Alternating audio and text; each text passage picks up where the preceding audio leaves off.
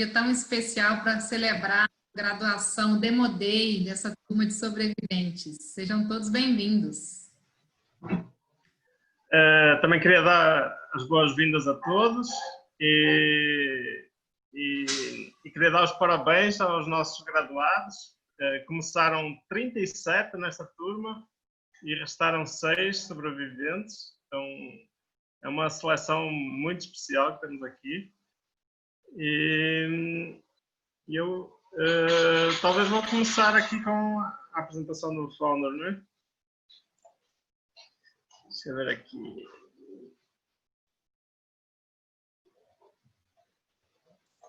Só um momento.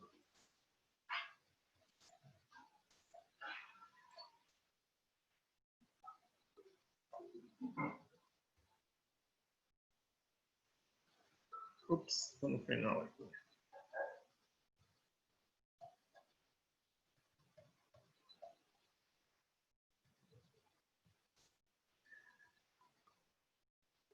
Acho que vou dar mais uns minutinhos para todo mundo entrar, não? Deixa eu ver quantas pessoas estão aqui. E agora não consigo ver.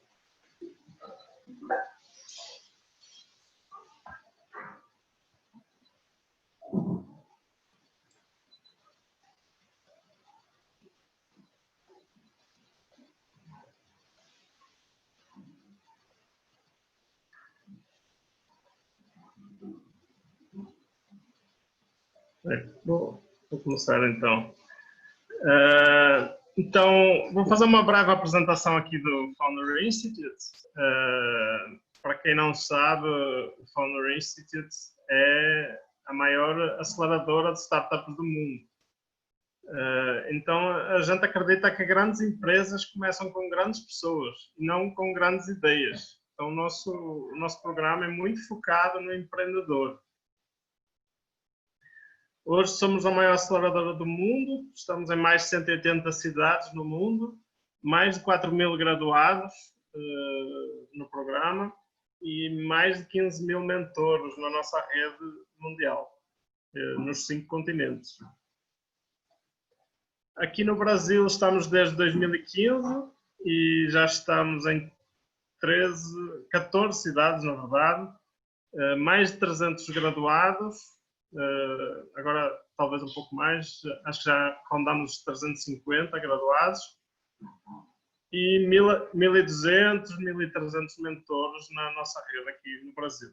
Então, como podem ver aí no mapa, o sul e sudeste já está completamente verdinho aí com várias cidades operando e estamos a começar a expandir para o nordeste e para o norte. Com algumas novas cidades aí. Vitória já está rodando, aqui no Sudeste. Uberlândia está começando agora também. E estamos em Salvador, também já está rodando. Recife está começando. Então, estamos cada vez mais expandindo para o Norte e para o Nordeste. Para quem é este programa? Nós temos 3 tipos de empreendedores que participam do nosso programa. Então, um é aquele que está part-time, ou seja, ainda tem um emprego formal, às vezes está sozinho, nem tem time.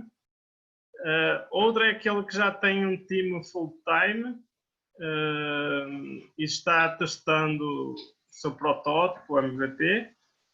E outro público nosso é quem já tem um produto no mercado, já tem clientes e já tem alguma receita, mas ainda não captou um investimento seed.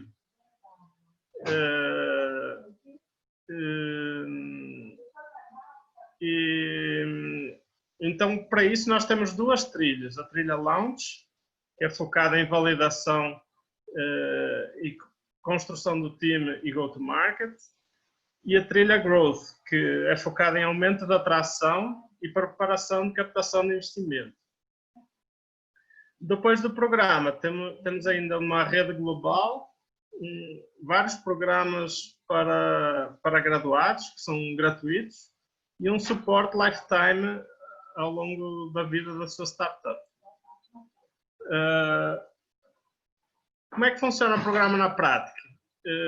Ele tem sessões semanais, uma vez por semana, que são temáticas e tem sempre 3 mentores falando sobre essa temática e também pergunta e resposta e avaliação de pitch com feedback e avaliação dos mentores. Tem assignments semanais, toda a semana tem tarefas que tem de entregar de desenvolvimento da sua startup e são tarefas passo a passo, sequenciais e estruturadas para desenvolver a sua startup. E tem um trabalho em equipe em que os founders trabalham, são divididos em grupos, eles trabalham em conjunto para atingir as metas e exercem a liderança, porque tem sempre um presidente do grupo e um vice-presidente, e esses cargos são rotativos. Então, normalmente, todo mundo, algum momento do programa, chega a ser presidente. E tem ainda mentorias individuais com os vários mentores que participam do nosso programa. Nós temos mais de 100 mentores aqui em BH. Na verdade, não estou falando só de BH, este programa tem 14 cidades aqui no Brasil. Vocês podem concorrer à cidade que estiver mais próxima de vocês. Então, podem aproveitar também essas mentorias com os mentores e com os diretores do programa. Até o final de 2020, devido à pandemia, os nossos programas e eventos serão 100% online, 100% virtuais. Já rodamos vários este semestre, inclusive BH, São Paulo, praticamente todas as cidades rodaram online. Temos aqui as datas finais de inscrição das várias cidades. Então temos o Start Local Go Global, que é um capítulo especial em inglês. Porto Alegre, Belo Horizonte, Curitiba, Campinas, Triângulo Mineiro e Salvador. Estas são as que estão com recrutamento em aberto. E depois tem algumas cidades que ainda não abriram recrutamento, mas que abrirão brevemente. Temos algumas fellowships. Temos a Female Founder Fellowship, que é um prémio para a melhor mulher matriculada no programa. Então, com isso, queremos incentivar cada vez mais o empreendedorismo feminino e tentar equilibrar um pouco a balança no mundo das startups. E temos a Frontier Technology Fellowship, que ela tem algumas vertentes: Biotech, Healthcare, Cleantech, Emissions, Food and Water. E não consigo ver aqui embaixo.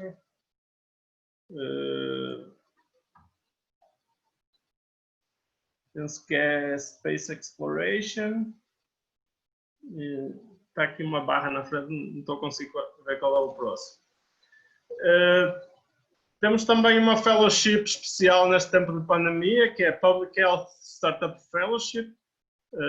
Todas as cidades têm esta fellowship também. Para soluções que permitam curar, prevenir ou mitigar ameaças à saúde pública. Não só Covid, qualquer ameaça à saúde pública. Então, é focada em saúde, esta fellowship. Temos outra fellowship que é focada em pessoas que foram demitidas, talentos que foram demitidos de várias startups do ecossistema brasileiro. Então, tem grandes empresas que demitiram 50, 100 pessoas. Então, estamos oferecendo uma bolsa para essas pessoas que foram demitidas, para talvez começar de novo e empreender, ou também arranjar emprego nas nossas startups graduadas em toda a nossa rede. Então, estamos divulgando essas listas para que os nossos founders possam contratar esses talentos, esses profissionais. Temos alguns parceiros nacionais, a Júpiter, que é o nosso braço de investimento que investe em graduados do programa, co-investe, na verdade. Temos alguns parceiros de globalização, a Embaixada dos Estados Unidos, a Embaixada do Reino Unido e o World Trade Center de Curitiba. Temos alguns parceiros do ecossistema, Inovativa Brasil, em que temos uma parceria. Quem graduou no Founder tem mais facilidade de entrar no Inovativa, e quem sai do Inovativa pode ganhar uma bolsa de Founder. A Associação Legado, baseada em impacto social, a CAT, que é a Associação de Startups de Floripa, e alguns parceiros de investimento, como a Bossa Nova, que é mais famosa, a Gear Ventures e a LIAS. Temos alguns parceiros legais também, de várias cidades aqui. Aqui em Belo Horizonte temos a Oliveira Drummond Advogados, que nos atende muito bem.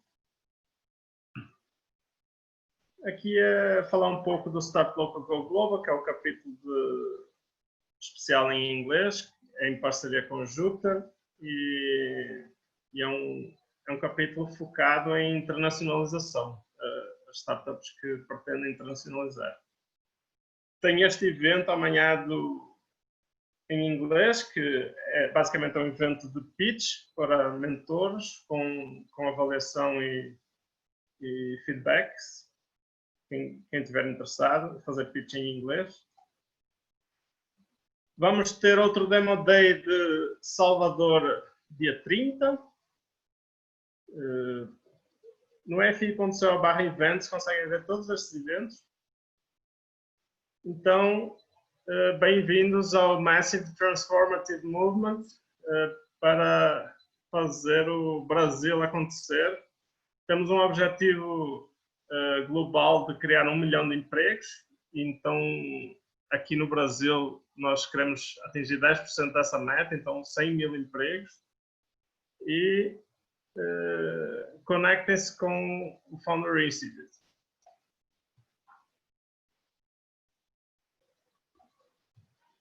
Bem, findo isto, já agora queria pedir ao nosso convidado para se apresentar rapidamente, antes de passarmos aos pitches.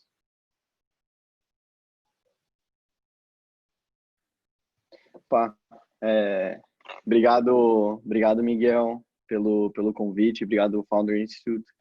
Parabéns pro pessoal aí que está se formando nessa turma. Só para eu alinhar, quanto tempo aqui, Miguel, mais ou menos, só para eu... Agora é rapidamente, depois você vai ter o seu espaço para falar lá na frente. Ah, tá bom. Não, beleza. Eu sou Felipe, sou associate no Canary, estou no Canary há quase 2 anos aí. Hoje tocando muito a parte de operação de investimentos, então desde topo do funil, primeiras conversas, passando por análise de mercado, levar isso para discussão dentro do nosso comitê de investimento, e indo até negociação e assinatura de term sheet, tudo, e documentos. Lógico que eu não faço isso sozinho, a gente tem mais pessoas me ajudando lá, mas muito do meu trabalho foi organizar isso tudo, criar esse processo de investimento, análise de empresas, análise de mercados. Hoje a gente está olhando mais ou menos 80 a 100 empresas por mês no Canary. O Canary está operando desde 2017.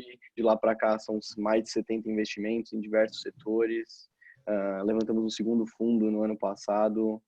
E, bom, acho que é um pouco disso, assim, de Canary e tudo. Acho que só vale falar só mais algumas coisinhas de Canary que acho que é legal, que o Canary é muito baseado em 3 pilares, assim. Acho que o primeiro pilar de rede, então ter uma rede forte de empreendedores e operadores das principais empresas de tech do Brasil próximos a nós. Esse é o grande ativo que a gente tem para ajudar as investidas, de fato, é conectar, é trazer expertise dessa turma para as investidas, assim. A gente tem outro pilar grande de dados, a gente tem mais de 70 investidas, mais de 20 empresas levantaram Series A, a gente acaba tendo um volume de informação muito alto, tanto da cadeia de funding quanto de operação das empresas mesmo, desde dados mais simples de aluguel até salário de C-level e tudo, a gente está conseguindo ajudar bastante as investidas nesse sentido.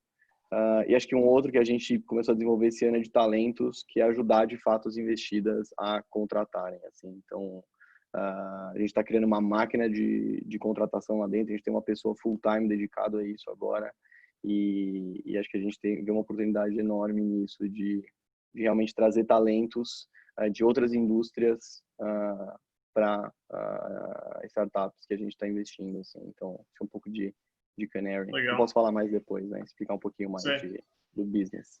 Depois eu te passo a nossa lista aí também, para nos ajudar. Beleza. Então agora vamos passar aí aos pitches. Deixa-me ver aqui quem vai ser o voluntário. Ups.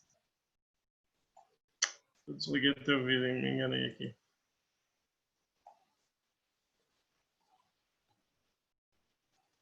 Queria tirar o pin do vídeo. Então pode começar o Ivan. Bora. Vamos lá. Compartilha aí a tua tela. Só um minutinho. Tá bloqueado, tem que liberar o anfitrião. Vou liberar. Deve ter um escudo aí.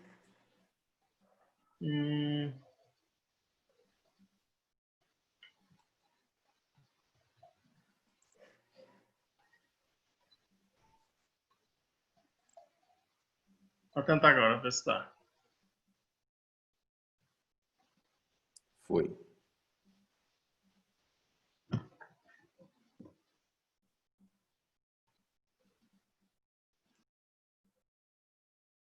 Certinho? Vendo a minha tela? Sim. Sim? 3 minutos, ok? Legal. Vamos embora. Boa noite, Felipe. Meu nome é Ivan Ervilha. Minha jornada começou há 6 anos com a fundação da Locus Prime, uma plataforma de gestão para profissionais de saúde. A gente chegou a um auge com mais de 2.500 profissionais pagantes e mais de 315 mil pacientes únicos nessa plataforma. Então, nessa nossa experiência de 6 anos no mercado da saúde, a gente viu uma migração do mercado de saúde em busca de uma melhor experiência do paciente, e agora a gente vê a LGPD chegando no Brasil e assustando um pouco esse público da área da saúde. E quando a gente pensa em experiência do paciente, a gente vê mais ou menos isso aqui, uma jornada de uma grande dificuldade, cheia de atritos para o processo de marcação de uma consulta. E, além disso, depois que o paciente passa por todo esse processo de marcação de consulta, ele ainda tem vários pontos de atrito e de escape quando esse paciente chega a um consultório médico ou uma clínica. Tá? Então, a gente vê uma jornada cheia de pontos de atrito e de vários pontos de desistência ou de abandono dessa jornada. Com isso, a gente criou uma nova solução, que é a COR, uma plataforma prática e intuitiva que estabelece uma jornada do paciente simplificada e automatizada, do agendamento ao pós-consulta e, principalmente, em conformidade com a LGPD. Aqui o nosso intuito é bem simples, é retirar todo o atrito e automatizar esse processo de jornada entre pacientes e médicos. Tá? A nossa jornada começa com um processo de agendamento e lembrete automatizados, tudo isso via chatbot e utilizando os aplicativos que o paciente já tem instalado no seu smartphone, sem precisar instalar apps, ou seja, utilizando SMS e até o próprio WhatsApp. Passamos por uma coleta e atualização de dados em conformidade com a LGPD, através de transição de termos de confiabilidade, termo de consentimento ou qualquer outro que seja necessário. Finalizamos o atendimento registrando em prontuários já de acordo com a Lei Geral de Proteção de Dados e a consulta não termina aí. Continua com o pós-consulta e com o manejo de recomendações para aumentar a recorrência para esses médicos que serão nossos clientes. Na nossa caminhada, a gente já está com o prontuário à venda e com profissionais pagantes. E no nosso roadmap aí, a gente tem o processo de agendamento para o próximo mês e o de engajamento ainda para esse ano. O nosso mercado está estimado em 1,5 bilhões de reais por ano. O nosso modelo de negócio é um software as a service, tá? Com cobranças mensais baseadas em números de usuários e fidelização anual. E a nossa ida de mercado já nos proporciona 36 contratos e 105 profissionais. E líderes de mercado em Belo Horizonte e Campinas já pronto para validar a próxima etapa. Quando a gente olha o nosso mapa de competidores, se a gente focar em captação, agendamento online ou gestão, a gente cai no mar vermelho de oportunidades. Mas quando a gente pensa em engajamento de pacientes e automação da jornada do paciente, a gente cai num quadrante limpo junto com a Luma Health, que é uma startup de tecnologia do Vale do Silício. O nosso time está constituído com pessoas experientes em saúde e tecnologia e nós estamos em busca de 5 novos clientes enterprise e um aporte de 640 mil para investir no time sênior de desenvolvimento e formação de time de vendas.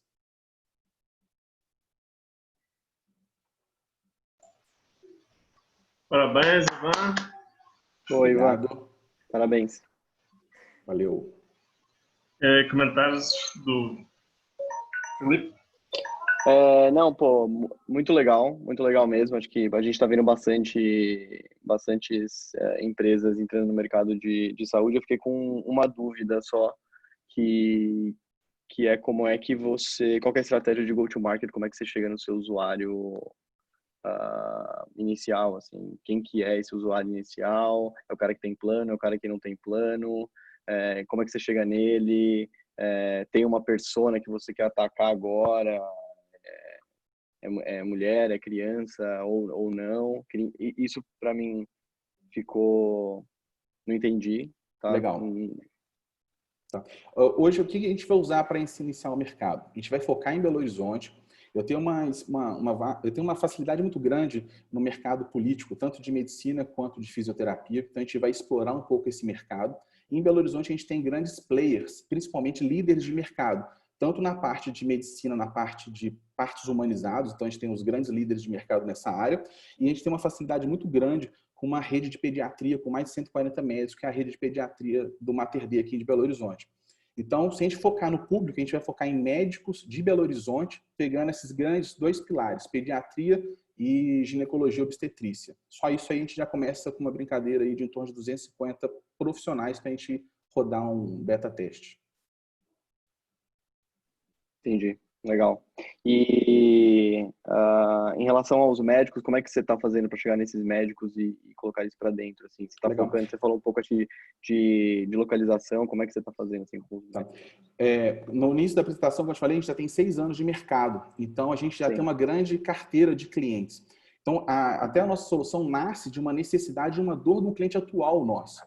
Então, uma grande parte desses clientes já são clientes nossos, e eles estão recomendando. Então, a partir do momento que a gente tem uma carta de intenção de algum deles a migrar para essa nova solução ou aderir a essa nova solução, a gente está pedindo realmente um member get member, ou seja, indicações para que a gente possa evoluir entre eles.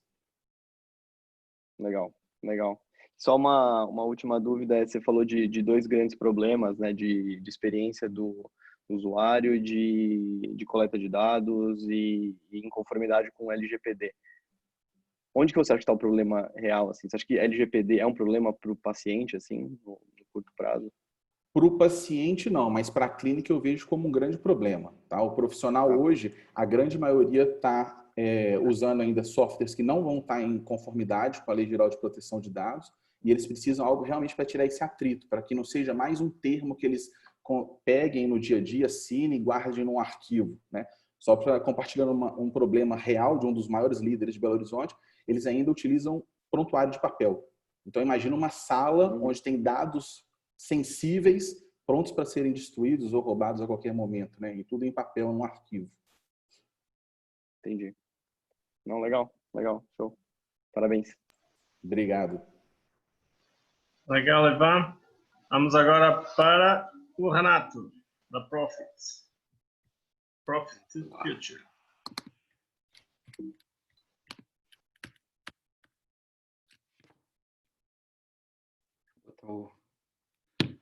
Beleza, Miguel? Posso começar? Pode.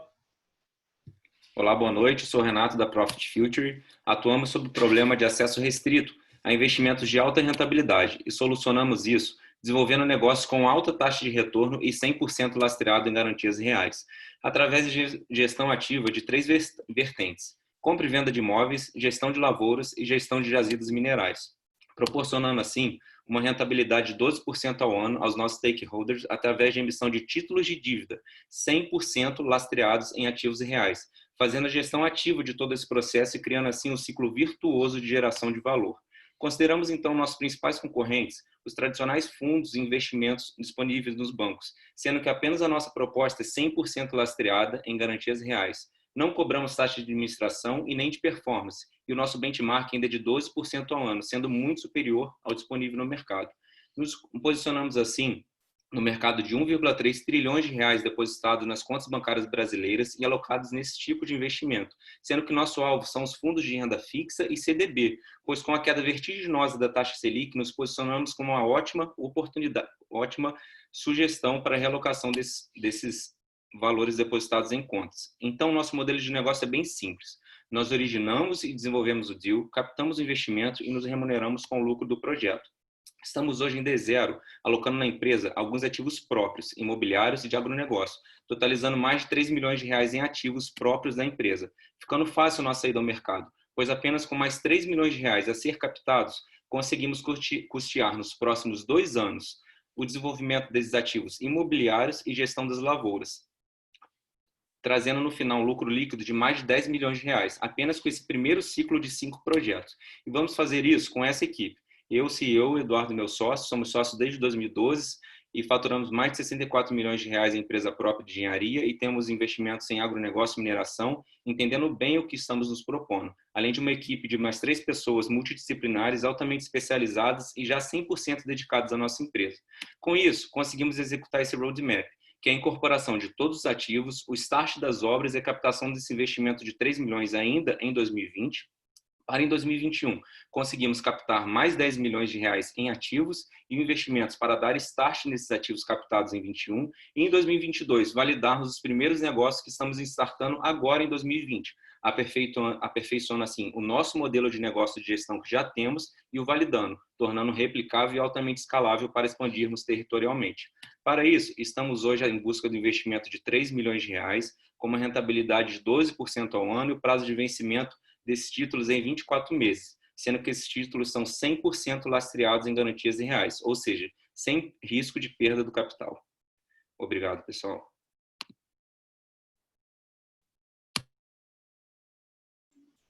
Legal. Boa. Posso falar, Felipe? Obrigado, Renato. Boa, obrigado, Renato. Só para ver se eu entendi. Então, vocês estão oferecendo investimentos em projetos que não necessariamente projetos que vão ser desenvolvidos ainda. Então, você vai captar o dinheiro para executar esse projeto. E aí eu sou investidor, eu vou ter um retorno aí de 12% ao ano. E aí o projeto vai dar um pouco mais que isso. E aí você fica com o lucro não 100% do lucro do projeto, né? Você fica com um percentual do lucro do projeto que iria para quem é o dono do projeto também. E uma parte fica com você. E aí uma parte retorna para 3 partes, né? Então fica com 3 partes. Tá, entendi. Exatamente. E queria entender como é que você faz a seleção desses projetos e o que acontece se o projeto não for executado. Sim, hoje estamos iniciando com um projeto 100% alguns ativos próprios que nós temos. Então, estamos alocando eles na empresa. Que são ativos bem básicos, imobiliário, de construção e venda, de imóvel residencial e comercial. E aquele valor de ativo que a gente tem para lastrear é ativo de agronegócio. Também é valor presente, não valor de futuro. Então, é 100% lastreado por isso. Ou seja, se não der certo, vai ser executado e você já vai ser dono daqueles ativos. Se a gente oferecer, por exemplo, esse ativo hoje para um FDIC, para captar esse valor por lá, eles vão colateralizar esses ativos, vão nos dar 70%, 80% do capital e vão distribuir isso no fundo deles e o investidor lá da ponta vai pegar ali um pouco mais de 100% CDI. Então, nossa proposta é a desintermediação, para ir direto ao investidor. E aí, a gente já vem fazendo isso com coisas próprias desde 2012. O agronegócio e mineração tem apenas 2 anos, é mais recente. Mas a gente já tem a gestão própria. O que a gente quer fazer é mostrar a validação nessas 3 vertentes. Imobiliário é bem lógico assim para todo mundo, né? Porque todo mundo aluga ou compra um imóvel e faz aquela continha básica. Mas do agronegócio, por exemplo, da mineração, não é tão divulgado. Então a gente quer comprovar isso para pessoas comuns ou fundos, etc., que não é uma coisa tão divulgada, mostrar que é realmente execuível para que a gente possa replicar isso, não só com negócios próprios nossos, mas escalando, pegando de terceiros, e esses bens serem 100% lastro do investimento, para que não tenha risco de perda de capital. Legal. Acho que minha outra pergunta ia ser exatamente isso, assim, né? Como é que você pensa em educação de mercado, assim? No Brasil, ainda a educação em relação a investimentos ainda é muito baixa. Acho que tem um case gigantesco aí que, cara, não conseguiu usar a educação, então usou agente autônomo para conseguir fazer as pessoas investirem, pouco investidor na bolsa. Como é que você pensa em fazer para executar, assim, para educar e explicar sobre um produto que não é nada trivial e ainda tem um risco aí de você ficar com o ativo na mão. O que eu vou fazer com isso? Tem uma série de riscos. Como é que você pensa em explicar isso para educar mesmo o seu cliente? A gente ainda depende muito realmente da educação, né? Por isso que até os grandes precisam do assessor que conhece você, para alocar nosso capital nos fundos lá e fazer a diversificação. Vai depender muito ainda desse contato, pessoa a pessoa. E o que a gente vai fazer nada mais é do que mostrar como esses fundos, como é emitido uma CRI, uma CRA, um CDB, etc., o que isso está lastreado e como a gente está levando isso para as pessoas que, na verdade, aqui com a gente diretamente, é muito mais garantido do que lá, porque lá é alavancado e a rentabilidade dele é muito inferior ao que ele consegue aqui diretamente com a gente. É justamente levar essa educação da pessoa entender que ele consegue acessar aqui com a gente um ativo high yield, mas na verdade diretamente, sem ficar na mão de um fundo e pagando taxa de performance de administração. Entendi. Não, legal. Só sobre o último investimento lá, aquele investimento seria para algum fundo entrar junto na empresa, né? Não em algum projeto. A proposta inicial, Felipe, é justamente de investidor como investidor do projeto. Porém, se tiver a intenção de investidor junto da empresa, para a gente realmente conseguir já em D0 alguém maior como o Canary conseguir enxergar que isso é bacana de entrar na empresa, a gente consegue muito mais do que esse resultado que a gente está mostrando. Porque esse resultado aqui é apenas 100% lastreado em negócios próprios nossos. Entendi. Legal. Obrigado. Parabéns. Obrigado. Agora vamos para a Camila. São voluntários à força. Você está reparando.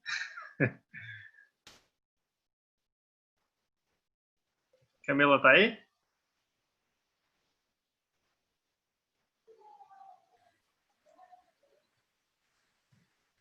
Camila está sem som.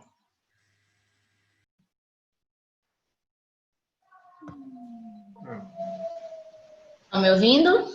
Sim. Pode ir, Camila. Tá aparecendo aí para vocês? Ok, posso começar. Boa noite, meu nome é Camila. Vocês conhecem uma pessoa com deficiência? Então, opa, não está indo. Só um minutinho. Tem que voltar aqui, que não está indo. Foi. Então, essa é a Luísa. A Luísa não conhecia uma pessoa com deficiência, por incrível que pareça. Mas a Luísa teve uma filha com deficiência. E quando a sua filha nasceu com uma deficiência, a Luísa procurou mais de 20 médicos. E nesses 20 médicos, ela teve uma indicação cirúrgica, ela teve uma indicação de amputação para essa filha. E nessa indicação de amputação, ela conseguiu chegar em um 21º médico, e esse médico indicou uma cirurgia. E muito bem, 15 cirurgias se passaram, 30 anos. E eu sou a Camila, filha da Luísa. E como a minha jornada, existem muitas outras jornadas como a minha, mas nessa minha jornada eu encontrei muitas dificuldades, a falta de acesso à informação, a falta de outras jornadas que pudessem me dar exemplos, né? Como qual era o experimento de médico mesmo, a clareza de qualquer informação que pudesse ser adequada à minha história, né? E como a Camila, existem milhões de pessoas. E entre elas estão pessoas que já passaram, que nasceram com uma deficiência como eu, ou alguém que vai passar ainda ou seja por uma doença, ou seja por um acidente. Então ela vai receber um diagnóstico depois de um prognóstico. E por isso nasce a Acesse-me. A Acesse-me, ela nada mais é do que um crowdsourcing que conecta experiências de pessoas com deficiência de maneira organizada. E o que ela faz? Ela facilita a jornada e ela é uma comunidade e, assim, a gente costuma falar que é um ecossistema crescente, né? Nossos membros são o tempo todo muito engajados e incentivados a encontrar e compartilhar soluções acessíveis, engajando e facilitando para que essa rede seja uma rede de ajuda mútua global. São mais de 45 milhões de pessoas com deficiência no Brasil. 1 em cada 7 pessoas no mundo tem algum tipo de deficiência. Produtos e serviços especializados estão para essas pessoas com deficiência. E eu costumo dizer que as pessoas que estão no mundo, respirou, essas pessoas estão economicamente participando, né? Então, por que não ter produtos e serviços para essas pessoas, né? Então, como que funciona a SESM? Uma parte completamente aberta a discussões e experiências para que essas pessoas possam compartilhar as suas dúvidas. Outra é uma opção de membros premium. E esses membros, eles pagam uma mensalidade muito pequena, de R$ 6,90, e eles têm descontos a profissionais especializados. E esses profissionais, eles pagam apenas R$ 9,90. E eles estão ali presentes na plataforma, gerando conteúdo de apoio técnico ali para aquelas pessoas, para aquele público diretamente. Nossos membros são incentivados diretamente a colaborar e serem guiados e o tempo todo, o que é importante ali? Eles vão ser super guias ali naquela plataforma e eles vão oferecer para cada membro que sejam cada dia mais e mais ajudados ali dentro. Considerando que nos próximos 12 meses nós atingiremos 0,3% do potencial total de parceiros pagando a mensalidade de R$ 9,90, isso a gente não está contando nem com o percentual do premium, e uma parcela muito pequenininha do R$ 6,90, nós fecharemos o ano com quase mais de 600 mil de faturamento, né? Existem plataformas, por exemplo, o Wisdom e o Mundo Adaptado, que não fazem essencialmente o que a gente faz. A SESM entrega algo muito diferente, um acolhimento e uma organização que garante informações que estão ali qualificadas, porque ela entrega exatamente o que as pessoas vivenciam diariamente. É qualificada por quem, de fato, vivencia uma dor diária. O piloto da plataforma foi um sucesso e foi validado e atualizado com a colaboração dos próprios usuários. Foram mais de 2.000 acessos em 10 dias. Nosso MVP está em operação, já possui 10 parceiros, já pagantes. E estamos em processo de negociação com mais 20 parceiros. E também com associações e federações.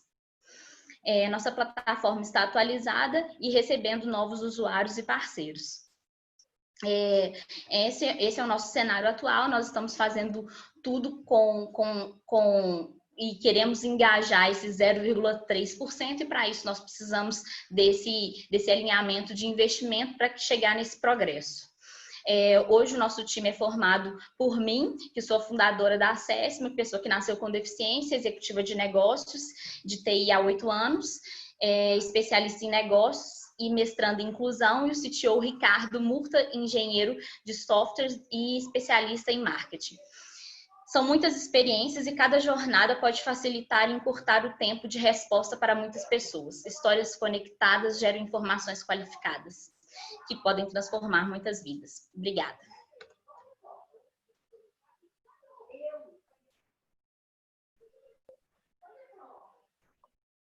Boa, nossa, muito legal, muito legal. Camila, parabéns pela sua história, parabéns pelo que você está fazendo, assim, muito, muito legal.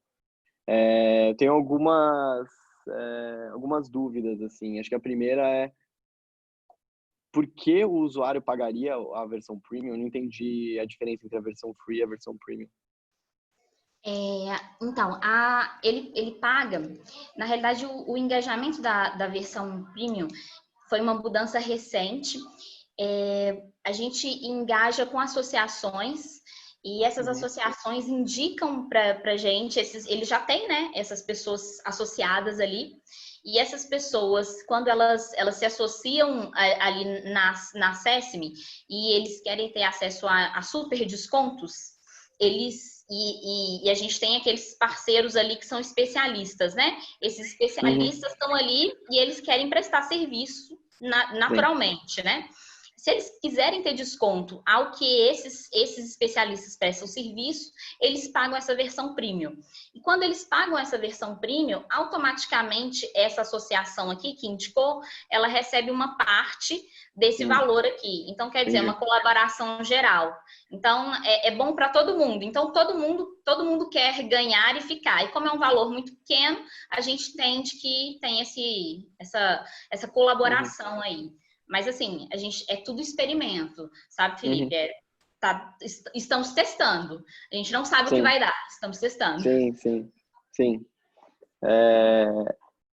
Não, legal. Acho que uma outra dúvida, você falou de um piloto de 400 usuários, você tem dados de quantos usuários ativos mensais? Como é que foi o cohorte disso, de manter esses usuários engajados e tudo ao longo das semanas e dos meses? O que a gente fez? No nosso piloto, a pessoa ia lá e colocava a história dela. Era isso que tinha no nosso piloto. E ela ia, e a gente percebeu que de fato ela queria mesmo era contar a história dela, porque ela ia e colocava assim, ficava pensa numa coisa, uma coisa gigante de história. E elas iam, só que não tinha engajamento, porque não tinha troca. E depois a gente construiu o que seria o nosso MVP e a gente acabou construindo uma coisa muito parecida com uma rede social. E a gente falou, tá errado, as pessoas não queriam uma rede social. As pessoas queriam algo que não era nem uma rede social e uma coisa que não era nem um fórum. Elas queriam algo mesclado, que foi o que a gente construiu agora. E que a gente também está testando. Não sabemos o que vai dar também, mas está mais parecido porque elas estão interagindo mais. Então, assim, do que a gente teve, a gente perdeu algumas coisas, porque a gente teve servidor, aqueles problemas todos que acontecem, mas a gente conseguiu ter algumas respostas, a gente conseguiu salvar algumas coisas. Então, assim, dos 400 que passaram por lá, a gente tem uns 200 que a gente conseguiu segurar e preservar de informação, sabe? Então, isso tá bem legal e a gente está trazendo esse pessoal para essa nova versão mais leve e gastando menos, porque a gente gastou muito tempo também. E agora a gente fez em 10 dias, agora, o que a gente tinha feito em 4 meses, lá atrás. Entendi. Legal, parabéns. Obrigada. E agora vamos passar para o Eric. Boa noite. Deixa eu compartilhar aqui.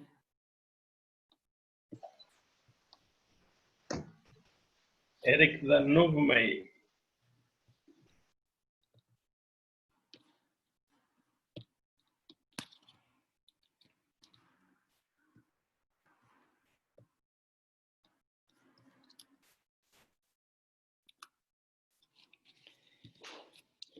Tudo bem? Ok, posso começar? Joia. Boa noite, nós somos a Novo Meio e oferecemos soluções para micro e pequenos empreendedores. Bom, o MEI foi um regime tributário simplificado que nasceu em 2009 para formalizar alguns pequenos empresários que eram autônomos, possibilitando eles terem um CNPJ, emitir notas fiscais, registrar até um funcionário e obter benefícios do INSS. Nos últimos anos, né, a gente tem mais de 10 anos de MEI inscrito e hoje já estamos com mais de 10 milhões de CNPJs ativos. Mais de 70% desses CNPJs têm realmente interesse em formalizar seu negócio, obter benefícios do INSS, necessidade de emitir nota fiscal, facilitar a compra de mercadorias com melhores preços e outras pessoas existem outras necessidades. Apesar da necessidade de se formalizar, todos os anos cerca de 1,5 milhão de CNPJs são cancelados por falta de pagamento das guias ou por falta de entrega da declaração anual. A Novo MEI vem facilitar a vida desses pequenos empreendedores, possibilitando o pagamento da guia através da cobrança recorrente no cartão de crédito e a entrega da declaração, bastando apenas informar o valor do faturamento anual através de nosso aplicativo. Além disso, a Novo MEI vem oferecer o serviço de abertura do próprio MEI, a entrega da declaração anual, regularização de débitos anteriores para aqueles que já têm um MEI e um sistema de gestão financeira para poder controlar suas receitas e despesas. A gente consegue manter um custo operacional muito baixo com um sistema totalmente automatizado, que pode acessar a plataforma do governo buscando todas as guias do MEI, além do convênio com o banco, que pode fazer o pagamento também das guias de forma automatizada. Todo o processo é bem automático e bem simples, dando assim uma possibilidade de menor custo e maior automatização e escala. Nesse mercado de mais de 10 milhões de CNPJ ativos, nosso interesse atual é atingir cerca de 0,5% de CNPJ, o que daria em torno de 50 mil clientes ou leads. Né? Com o nosso MVP inicial, a possibilidade de faturar com esse 0,5% é de R$ 495 mil por mês, apenas com o MVP inicial. A ideia é lançar um plano free para poder atrair clientes apenas com informações sobre o MEI e o plano recorrente para o pagamento das guias de R$ 9,90, que vai fazer o pagamento das guias através do cartão de crédito e a entrega das declarações pelo aplicativo. E futuramente nós pretendemos lançar outros serviços. Serviços futuros é poder possibilitar um banco digital, máquina de cartão de crédito, emissores de nota fiscal, a possibilidade de fazer a folha de pagamento do funcionário, o próprio cartão de crédito e oferecer também seguros e plano de saúde com todos os leads que vamos ter na nossa plataforma. Temos alguns pequenos concorrentes no mercado. Basicamente, eles oferecem aquilo que o sistema do governo oferece de forma gratuita. Alguns oferecem algo muito básico com valores muito altos. Alguns oferecem pouco do que a gente oferece, mais um sistema de gestão, mas nenhum oferece a possibilidade de pagar as guias com o cartão de crédito. Esse é realmente o nosso diferencial. A nossa ideia é obter um investimento de R$ 1,5 milhão por 20% da empresa, onde mais de 55% vai ser destinado à atração de clientes, sendo investido em marketing na área comercial. 15% será uma reserva para desenvolvimento de novos negócios e 30% destinado à manutenção do custo operacional. Nós vamos chegar aos nossos clientes através de redes sociais, validando nosso MVP, crescimento orgânico através do Google DS e enviando e-mail marketing para cada novo CNPJ aberto e para todos os CNPJs que temos na nossa base de dados. A nossa equipe é formada por mim, Eric Dias e por Elaine Souza, somos contadores atuantes há mais de 17 anos no mercado. Para micro e pequena empresa, já possuímos alguns clientes como MEI, nossa carteira de clientes. Nosso CTO, que desenvolveu toda a nossa plataforma, é o Daniel Magno, e ela já está sendo validada para lançamento agora, início de julho. Muito obrigado e boa noite.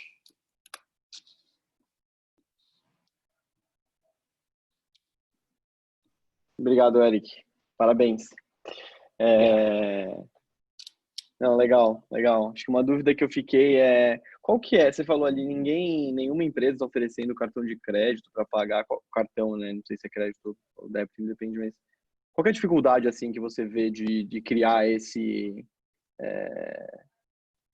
integração ou o que seja assim? Por que não fizeram ainda, você acha assim? Bom, sinceramente, eu acho que talvez por ver essa questão dos cancelamentos CNPJs. A gente tem algumas empresas, tem 3 aí que estão na lista, que elas imitam o site do governo e elas fazem uma cobrança única, só que é só da abertura do MEI. As outras que tem aí, elas oferecem um aplicativo só para avisar o microempreendedor que ele tem que pagar essa guia, né? Mas não ofereceu a possibilidade de pagar no cartão de crédito. A ideia é tentar ajudar todas essas pessoas que têm o CNPJ cancelado. Eu, como contador, tenho alguns clientes aqui que têm dificuldade no pagamento das guias, de lembrar do pagamento, manter esse pagamento recorrente. Então, acontece muito da gente ter que reorganizar esses pagamentos para esses clientes. E, inclusive, alguns clientes já contrataram a gente para poder fazer isso por eles, fazer esse pagamento. Aqui no escritório, eles pagam 5 vezes mais do que a gente vai cobrar pela plataforma. Já tem alguns clientes que estão pagando a gente para poder fazer isso. Eu não sei se essas empresas conseguiram enxergar essa dificuldade desses clientes e oferecer essa possibilidade. Entendi. Uma dúvida que eu fiquei nisso é um dos grandes diferenciais é pagar no cartão de crédito, mas quantos MEIs têm acesso ao cartão de crédito hoje no Brasil? Olha, sinceramente a gente não consegue obter essa informação, né? Assim, de quantos possuem o cartão de crédito. A gente tem certeza que a maioria deles possui uma máquina de cartão de crédito, seja do PagSeguro, ou seja de alguns bancos, porque a maioria utiliza para poder comercializar. Muitas pessoas usam a própria maquininha no seu próprio CPF, né? E mesmo tendo a maquininha de cartão, A gente tem clientes aqui que usam a maquininha para poder receber, mas tem dificuldade em pagar. Então, por isso a gente teve a ideia de oferecer a possibilidade de pagar a guia do MEI através do cartão de crédito. Né? E acreditando nisso, tendo esses usuários, futuramente poder oferecer esses benefícios que outras empresas oferecem, que é a possibilidade do cartão de crédito, de usar a maquininha de cartão de crédito. E também o banco digital, que já está sendo mais comum de algumas empresas estarem oferecendo também. Isso acho que a minha última dúvida é se quando você colocou aquele slide lá, você pensa em se transformar naquilo tudo ou você pensa em ter uma plataforma que oferece serviços, então conectar um Nubank, um Neon ali também, ou você ser o banco, ser o... A ideia inicial é ser esse banco, entendeu? É conseguir captar esses clientes, né? Já ter o cliente na base de dados e futuramente oferecer o novo MEI como banco digital, o novo MEI como possibilidade de máquina de cartão de crédito para esses empresários, né? E tendo essa possibilidade de máquina de cartão de crédito, tudo aquilo que a gente ofereceu, a gente pode sair de oferecer para MEI, né? Para poder atingir também os autônomos que ainda não têm um MEI e pequenos empresários que têm um CNPJ que tem essa necessidade. Entendi. Legal. Parabéns. Obrigado. Vamos para a Cássia. Boa noite. Só um minuto.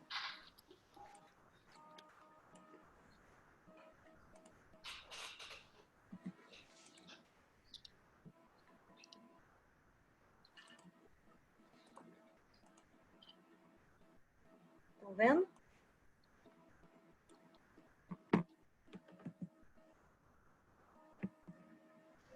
Quando quiser, Cássia.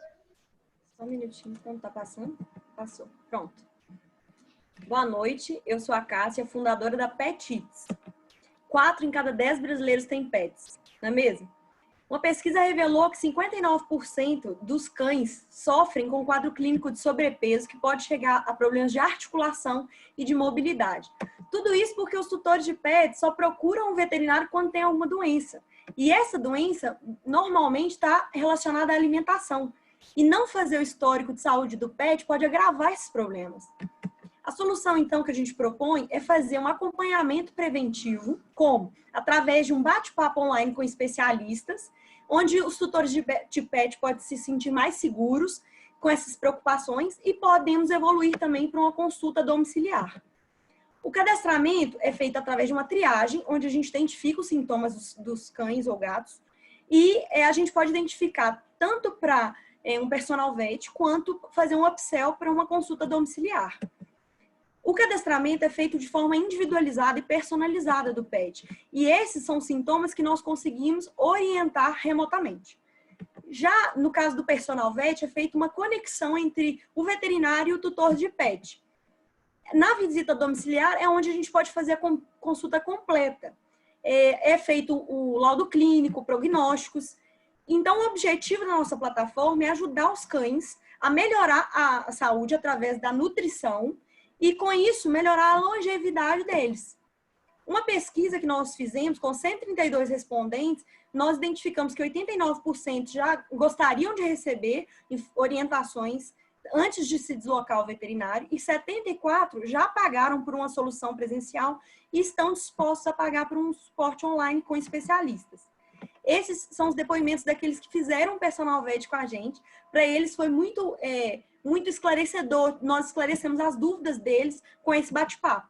E nossa atração, nós pretendemos ter um crescimento de 22% com faturamento num ano de 47 mil. Para isso, a gente vai monetizar pelo cliente, o cliente paga R$ 49,90 e a gente cobra um FII do veterinário de 20%. O mercado pet hoje brasileiro é o segundo maior mercado pet do mundo, com faturamento de 20 bi, e está só crescendo. E nossa persona, preferencialmente, são clientes que possuem cães com problemas de saúde. Para elas, qualidade é mais importante do que preço. Os nossos concorrentes não fazem uma triagem para classificar o atendimento. Por isso que a gente tem valores mais competitivos, porque a gente faz uma orientação e uma personalização online.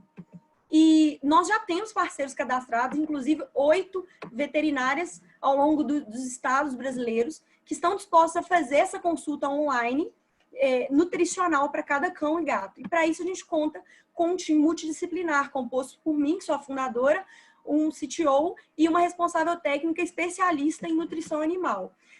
Hoje o mercado está sendo impactado positivamente por causa da Covid. Então a gente vê, né, a gente tem uma ambição porque a gente entende que tem um grande potencial de inovação, inclusive para explorar novas features e novos modelos de receita também. E para isso a gente conta, né, a gente está buscando um financiamento de 50 mil por 10% da empresa. Acesse nosso site. Muito obrigada e boa noite.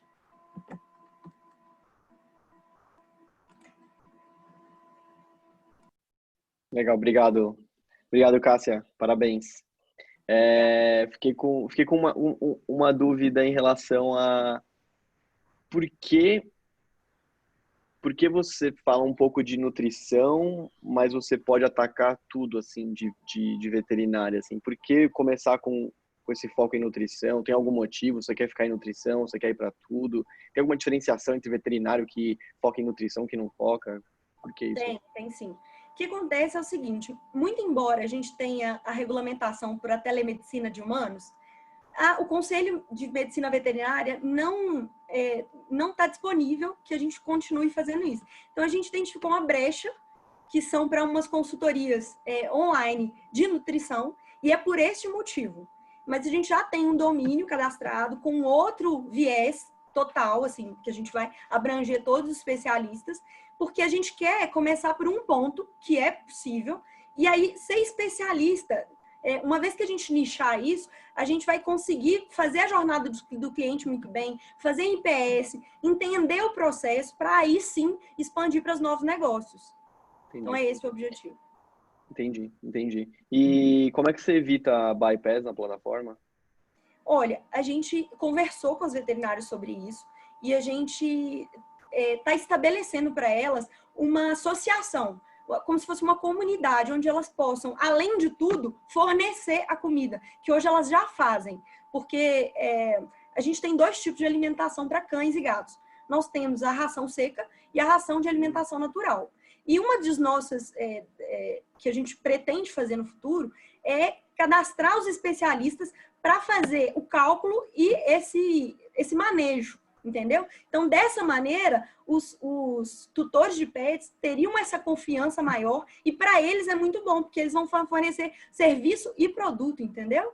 Dessa maneira que eu pretendo E por que você não está oferecendo? E por que você não está oferecendo produto e ainda o produto que representa aí, sei lá, 70% do mercado de pet? A gente resolveu nichar ainda mais o nosso produto, porque a gente teve no começo, a gente queria ser um super app. Na verdade, eu pensei no Pet Eats como uma plataforma maior, onde eu pudesse estabelecer alimentação natural, alimentação seca e tudo mais.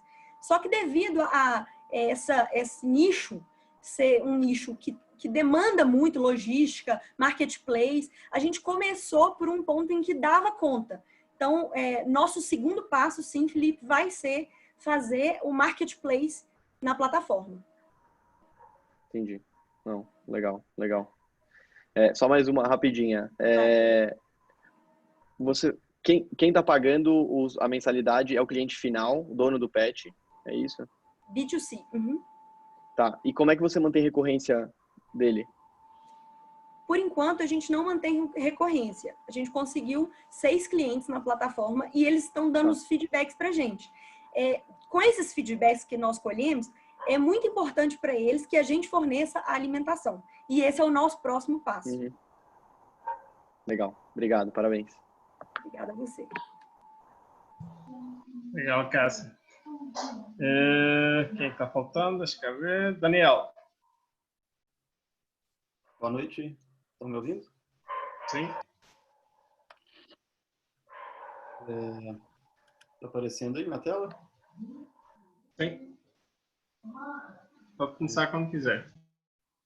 Boa noite, sou o Daniel e vim apresentar o Fotonal.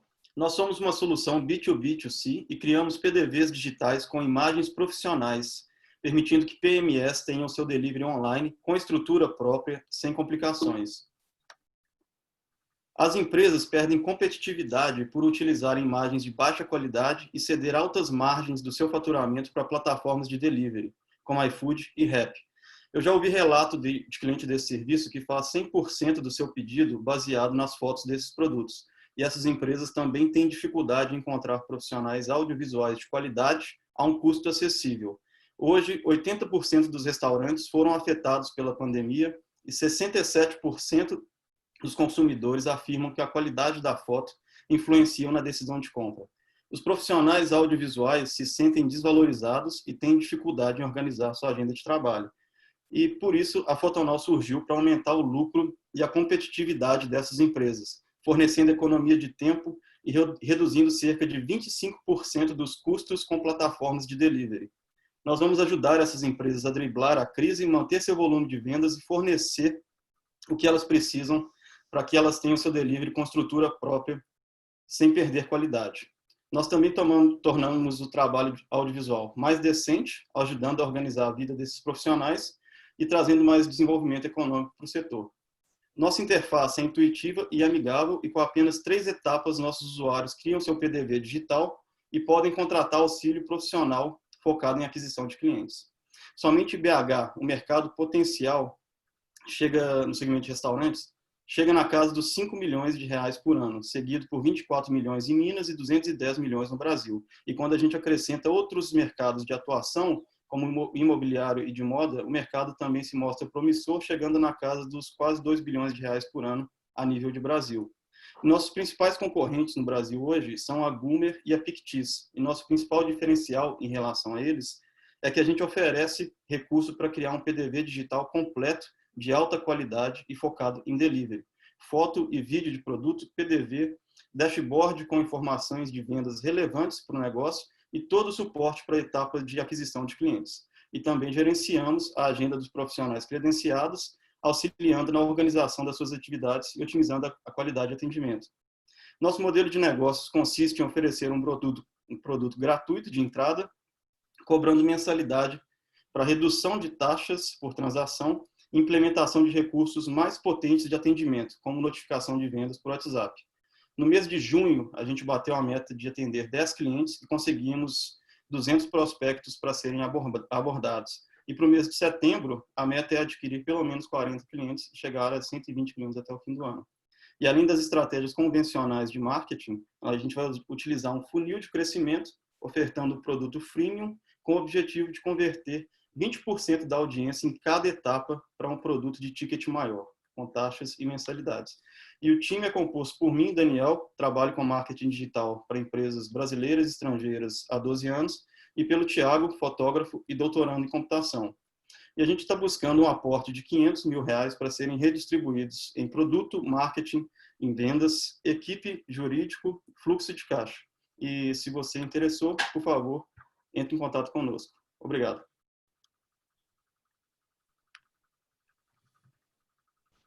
Legal, parabéns, Daniel. Acho que você colocou ali até um concorrente que é a Goomer, e você colocou que ambos têm PDV digital. Só para ver se ficou claro para mim, assim, a Goomer ela faz a conexão do cliente final com o restaurante via WhatsApp e faz o autoatendimento. Pelo que eu entendi, você cria um PDV digital para publicar em Rappi e iFood. Me explica um pouco como é que é, assim, por que você colocou ambos como PDV digital, mas onde você quer chegar? É só a parte das fotos ou você também quer chegar no cliente final? Assim? A gente oferece o PDV digital para o restaurante contrata o nosso serviço para otimizar aquele PDV digital no que diz respeito à imagem dos produtos, faz a publicação e utiliza a nossa plataforma para realizar a venda e a gente ganha taxa por transação. E aí a taxa por transação, ela começa sendo 10% por transação, sem mensalidade. E aí a partir do momento que o cara paga a mensalidade, ele conquista mais alguns recursos que impactam na venda, por exemplo, notificação instantânea por WhatsApp em cada venda que foi feita, e aí chega no cliente final. O cliente final compra pela nossa plataforma, basicamente. E por que a plataforma chama Photonow? Se você quer chegar no cliente final e vender delivery de comida. Porque a gente foi pivotando até chegar nesse modelo de negócio. A gente está com algumas barreiras de entrada no mercado e foi vendo que, à medida que a empresa fosse evoluindo, esse recurso de vendas digitais seria algo que, em algum momento do ciclo de vida da empresa, teria que ser oferecido, de qualquer forma. Então, a gente trouxe para cá, para gerar receita e caixa nesse momento, aproveitando um pouco que está todo mundo transitando para delivery, para aproveitar a oportunidade de mercado. E, na verdade, a empresa a gente quer transformar em algum momento, a gente já conversei com o meu sócio sobre isso, e a gente pensa em transformar o nome dela para .now em algum momento. Então, a empresa, na verdade, lá na frente, você quer virar um delivery, um enabler de delivery para pequeno comércio, assim. Você quer permitir que eles vendam online para chegar no consumidor final. Exatamente. Esse é o endgame. Entendi. E aí, como é que você pensa em enfrentar agora essas empresas ultra capitalizadas do mercado, assim? Como é que você vai fazer para conquistar os clientes nisso? E isso vai ficar na mão do estabelecimento de conquistar o cliente? Você vai ajudar ele nisso? Como é que vai ficar a parte de logística? Você ajuda ele na logística ou ele se vira com isso? Como é que você pensou nisso? De acordo com os cálculos que a gente fez, estimativas, a gente conseguiria economizar cerca de 25% dos custos que essas empresas têm com plataformas de deliveries, que são essas empresas ultracapitalizadas que você comentou. E a gente não resolve o supply chain. A gente resolve a parte de marketing, oferecendo alguns recursos de conhecimento, como, por exemplo, a gente criou uma plataforma dentro da nossa de conhecimento chamada Universidade do Delivery, que vai ensinar a esse PME a estruturar o negócio dele para vender online e também fornecer o acesso ao conhecimento a plataformas de anúncios, como Google Ads, Facebook, LinkedIn Ads, entre outros. Entendi. Não, legal. Obrigado. Parabéns. Obrigado. Bem, acabamos aqui do nosso pitch e agora queria passar a palavra ao Filipe para a sua apresentação. Não, legal, pessoal. Parabéns pelas apresentações. Pô, super legal aí que vocês se formaram aí na turma. Pô, parabéns aí. É muito disso que a gente busca no Canary, assim, sabe? Ver gente boa empreendendo com problemas reais no Brasil, assim, né? Então, deixa eu contar um pouco mais do Canary aqui, mas Canary é uma firma venture capital. A gente aí é focado em ser esse primeiro investidor institucional das empresas, independente de qual rodada a empresa esteja fazendo, independente do tamanho dessa rodada. A gente já fez cheques aí de $50 mil até $2,5 milhões. A gente não está mais falando em dólar agora, a gente quer falar em real. Bom, e assim, até só um pouco de venture capital no Brasil, assim, né? Então, Canary nasceu em 2017 e antes disso, assim, não tinha ninguém olhando para fazer esse primeiro cheque institucional, assim, de VC, né? Meio que existe uma cadeia de venture capital, meio que um caminho a ser seguido em venture capital, e acho que não tinha ninguém olhando para ser esse primeiro investidor institucional. Canary nasceu justamente para ser esse primeiro investidor institucional, para já estar junto com as empresas desde o começo, pensando em longo prazo, pensando em colocar as empresas no track de VC, pensando em rodadas de capital subsequentes e tudo. Então, esse foi uma das motivações do Canary. E desde o começo, assim, pensando em criar um fundo que fosse baseado em rede. Assim. Então, hoje, a gente tem uma rede de mais de 300 pessoas entre fundadores e operadores das principais empresas de tech do Brasil.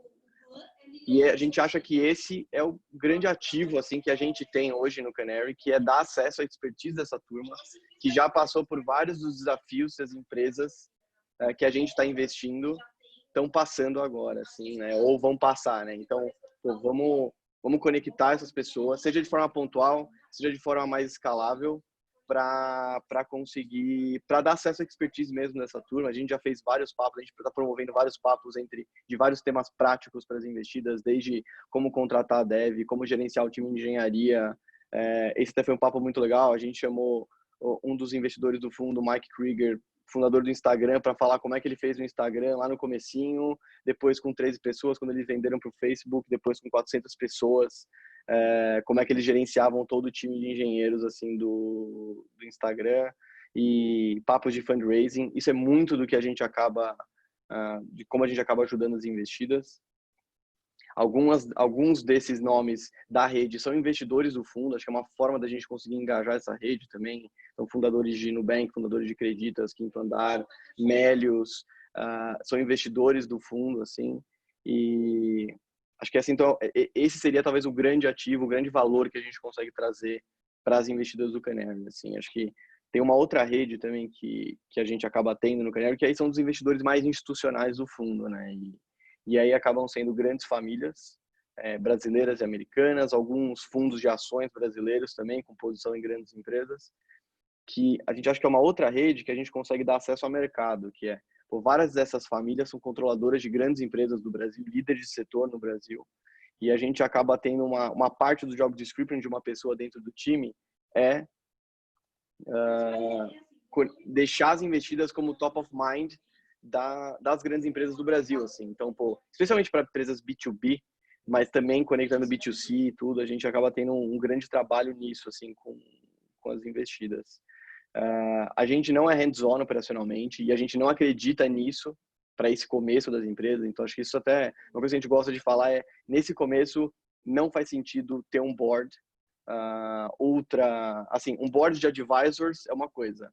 Um board que vai para tomar a decisão junto é outra coisa. A gente acha que não faz sentido isso. Não faz sentido ter veto nesse começo. A gente não tem assento em conselho. A gente não recomenda ter conselho nesse começo de empresa. A empresa precisa mudar e fazer muita coisa muito rápido. Se você colocar um board ali em cima, isso pode travar muita coisa, muitas das coisas de iteração que a empresa precisaria ter. A gente não acredita nisso nesse começo. É lógico que nas rodadas subsequentes isso vai fazer sentido. Então a gente não tem assento em conselho, a gente não fica dando pitaco no negócio, a gente acredita que a gente está investindo nos melhores empreendedores, eles sabem muito mais do mercado do que a gente sabe, então a gente só quer meio que empoderar esses empreendedores para eles conseguirem vencer nesse mercado que a gente acredita que seja um mercado realmente muito, muito grande. Então esse é o nosso trabalho. E a gente tem algumas ferramentas que a gente usa para ajudar esses empreendedores. Já falei da nossa rede, acho que tem uma outra que eu comentei lá no começo também, de talentos. Então, a gente está vendo que muita gente está querendo vir trabalhar em startup. A gente acha que essa é a terceira onda que faltava para, de fato, o ecossistema no Brasil se desenvolver. A gente acha que ainda está muito early o nosso ecossistema, mas acho que a terceira onda que faltava era de talentos vindo de outras indústrias ou saindo direto da faculdade para trabalhar em startup. A gente já teve a primeira onda de empreendedores, empreendedores muito bons querendo empreender. A segunda onda que é de capital. O mercado brasileiro está ultra mega capitalizado em VC, assim, todos os fundos de seed, Series A estão mega capitalizados, todos capitalizaram no fim do ano passado. Então isso também é outro check de uma outra onda que a gente queria ver. E a terceira onda que é de talentos migrando de outras indústrias e vindo para trabalhar em startup. Assim, acho que essa é uma onda que a gente está vendo acontecer agora. Ainda está começando um pouco desse movimento. Acho que o movimento saindo das faculdades é muito grande já. O movimento de outras indústrias ainda é menor, mas já está acontecendo e a gente está percebendo isso. A gente tem uma pessoa que está full time dedicada a isso agora dentro do Canary, ajudar as investidas a contratarem mesmo, assim, especialmente senior level. Então, que acho que é uma parte também importante aí, uma forma da gente ajudar um pouco mais próximo dos founders aí com isso. E acho que um outro ponto é em fundraising, que aí a gente gosta de estar próximo, a gente está vendo muita coisa acontecer. A gente é o primeiro investidor institucional das empresas, então a gente acaba tendo uma visão completa da cadeia de funding das empresas. Se pegar o primeiro fundo do Canary, foram 51 investimentos, 19 levantaram um Series A num múltiplo de 6 vezes o valuation com os principais fundos do Brasil. A gente está vendo o que está acontecendo. A gente tem contato recorrente com esses fundos no Brasil, a gente tem contato recorrente com fundos fora do Brasil e a gente acaba estando mais próximo, aprendendo. A gente está aprendendo bastante também com como é que funciona, mas meio que é um jogo isso, existe um caminho a ser seguido e a gente quer estar junto com os empreendedores e pensar junto nessa estratégia de levantar capital mesmo, não só pensar na próxima rodada, pensar nas próximas mais para frente, assim. Então, acho que é uma outra forma que a gente vê que a gente consegue ajudar bastante. Acho que um terceiro ponto é em dados, assim. A gente a gente está conversando com 80, 100 empresas por mês, a gente está com mais de 70 investidas em 2 fundos. A gente está coletando muito dado de tudo isso, a gente está coletando dado da rede também. A gente fez uma mega pesquisa de salário, de C-level, de senior level nas startups no Brasil. A gente acaba tendo muito dado que a gente tem acesso para ajudar de fato os founders. A gente entende que o trabalho de founder é solitário, assim. Os founders são solitários, e a gente quer ajudar em empower com dados isso, assim. E como eu falei, desde dados mais simples, como, quanto que eu pago de aluguel por funcionário, sabe? Até, depois de 2 meses, depois de 6 meses que eu captei, eu sou um B2B SaaS, quanto que eu deveria estar faturando, qual que é a média entre as investidas e média de quem levantou, em vários KPIs assim, que a gente acaba medindo e vendo para ajudar os founders mesmo a entender como é que eles estão indo e tudo, assim. Então, acho que essa é uma outra parte que a gente está super engajado em ajudar e melhorar muito isso dentro do Canary, assim. A gente não tem nenhuma tese de investimento, então a gente não tem super agnóstico em relação ao setor. Nosso site tem todas as investidas, podem ver que a gente tem investido em vários setores, assim. A gente não tem problema em investir em concorrentes também, acho que isso é interessante. E o que a gente está olhando muito, assim, de mercados a gente tem que enxergar que esse mercado realmente é um mercado muito grande, que faz sentido uma empresa que possa ser venture backed, assim, que possa ser investida por fundos de venture capital em rodadas subsequentes entrar. Só que nesse começo que a gente está entrando, a gente não tem mínimo de faturamento para investir, nada. A gente acaba olhando muito para o time, assim, né? Então, quem é esse time?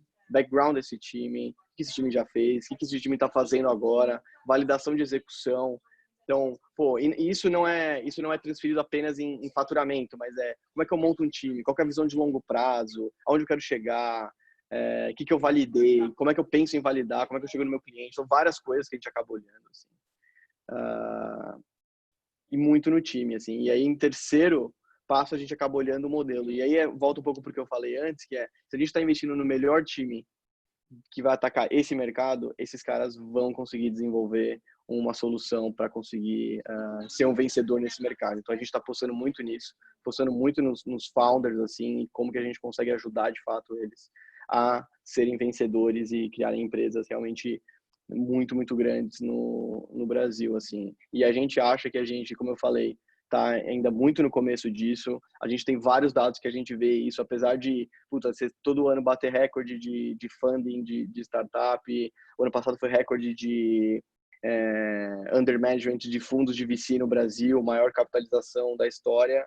Ainda é muito pouco, assim. É muito pouco quando você compara o percentual de capital alocado em venture capital versus o PIB brasileiro. Quando você compara isso com outros países fora, ainda é muito pequeno. E aí, quando você compara percentual de market cap de empresa de tecnologia versus PIB no Brasil, ainda essa discrepância ainda é absurdamente maior, assim. Então, a gente acha que tem uma oportunidade gigante, assim, de acontecer isso no Brasil. A gente acha que a gente está vivendo um turning point, apesar de tudo. A gente acha que está vivendo um turning point no Brasil, muito por conta dessa terceira onda que eu falei, de talentos virem trabalhar em startup, e a gente acredita que só está no começo, que esse negócio vai ficar realmente muito grande. E acho que o que é legal, assim, que a gente acaba tendo um processo dentro do Canary. Como é que a gente faz, né? Assim, a gente recebe empresas de várias fontes, seja via nosso site, seja introduções da rede, seja introduções dos investidores, seja os próprios GPs do fundo, né, os sócios do fundo, isso. E então como é que funciona isso? A gente acaba sendo muito rápido para tomar decisão. Assim, a gente está demorando 3 semanas, 1 mês para tomar a decisão de sim. A gente quer falar não para os founders também. Acho que é uma coisa importante, assim, que a gente percebeu que até antes do Canary nascer, poucos fundos falavam não, assim, pros founders. Assim, a gente quer falar não, a gente quer falar sim rápido também. A gente tem termos mais simples. Até uma sugestão que eu deixo, a gente deixa o nosso term sheet no site. E a gente acha que os termos que a gente coloca são muito simples, e a gente recomenda olharem ali se tiver um termo que, se vocês estiverem levantando com algum outro fundo e esse fundo não tiver termos estranhos, tiver veto em rodada, veto em alocação de capital, ter mais board seat que founders. A gente nem acha que board seat que vale agora nesse momento. A gente tem termos mais simples lá no nosso site, assim, que mostram isso.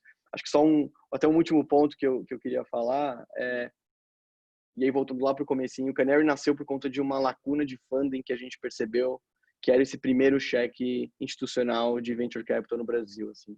A gente percebe que existe uma outra lacuna de funding, e não só Brasil, mas América Latina também, que é a Series B, a série B de capital aí, que são cheques de 10 a 15 milhões de dólares. E a gente levantou um outro fundo para isso, tem outro nome, está sob o mesmo guarda-chuva Canary, sob a mesma firma, mas tem outro nome, chama Atlântico. Quem toca o Atlântico full-time como sócio é um dos sócios do Canary, que é o Júlio Vasconcelos, que foi fundador do Peixe Urbano. Ele toca o Atlântico full-time. O Atlântico, o escopo pode fazer a América Latina toda, independente de entrar no Brasil ou não. Canary hoje a gente quer empresas que vão operar no Brasil, independente de serem brasileiras ou não. O Atlântico tem outro escopo, e aí focando em Series B, oportunisticamente fazendo Series A ou Series C. Vai ter board seat. Tem mais 2 sócios legais assim que o Júlio trouxe para ter board também no Atlântico. Um é o Hugo Barra. Hoje o Hugo Barra ele é VP do Oculus no Facebook, trabalhou na Xiaomi, trabalhou no Android. Vai sentar em board das empresas. E outro é o Guilherme Teles, que foi o primeiro cara do Uber no Brasil, montou toda a operação da Uber, desde ele, um funcionário, até ter 1.000 pessoas e montar a principal operação do Uber no mundo hoje. Também vai tá junto como sócio, vai ter board seat. Assim. Então, acho que isso é uma visão geral assim de Canary, um pouco de VC também, tudo, e acho que é um pouco disso, assim.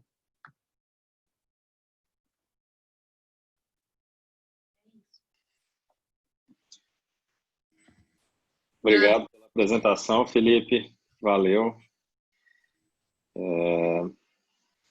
Jana, você ia falar, te interrompi, desculpa.